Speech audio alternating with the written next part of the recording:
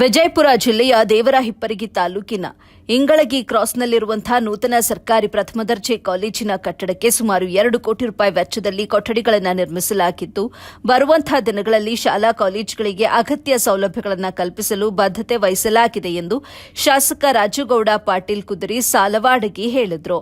ಈ ಭಾಗದಲ್ಲಿ ಶೈಕ್ಷಣಿಕ ನಗರವಾಗಿ ಬೆಳೆಯಲು ಬೇಕಾದ ಎಲ್ಲಾ ಮೂಲಭೂತ ಸೌಕರ್ಯಗಳನ್ನು ಒದಗಿಸಲಾಗುವುದು ಹಾಗೂ ಉತ್ತಮ ರೀತಿಯಲ್ಲಿ ಕಟ್ಟಡ ನಿರ್ಮಾಣವಾಗಿ ಶೀಘ್ರದಲ್ಲಿ ಬಳಕೆಗೆ ಲಭ್ಯವಾಗಲಿದೆ ಎಂದರು.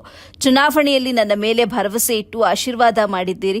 ನಿಮ್ಮೆಲ್ಲರ ಆಶೀರ್ವಾದದಿಂದ ಕ್ಷೇತ್ರದ ಶಾಸಕನಾಗಿ ನಿಮ್ಮ ಸೇವಕನಾಗಿ ಕೆಲಸ ನಿರ್ವಹಿಸುತ್ತಿದ್ದೇನೆ ಅಂತ ಹೇಳಿದ್ರು.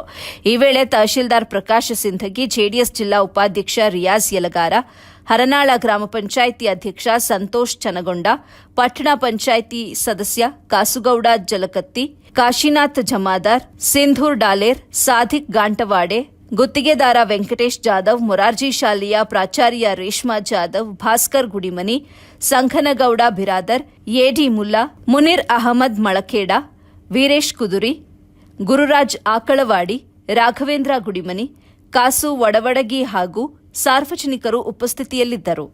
ವರದಿ ಅಮೀದಾಬುಲ್ಲಾ, ಎಬಿ ನ್ಯೂಸ್, ದೇವರಹಿಪ್ಪರಗಿ.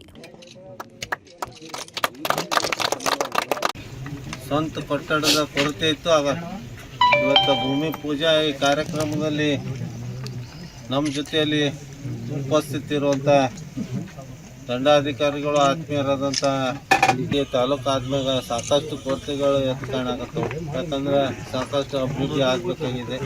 ಯಾಕಂದ್ರೆ ದೇವರಿಬ್ಬರಿಗೆ ನಮ್ಮದು ಈಗ ತಾಲೂಕು ಆಗೋದ್ರಿಂದ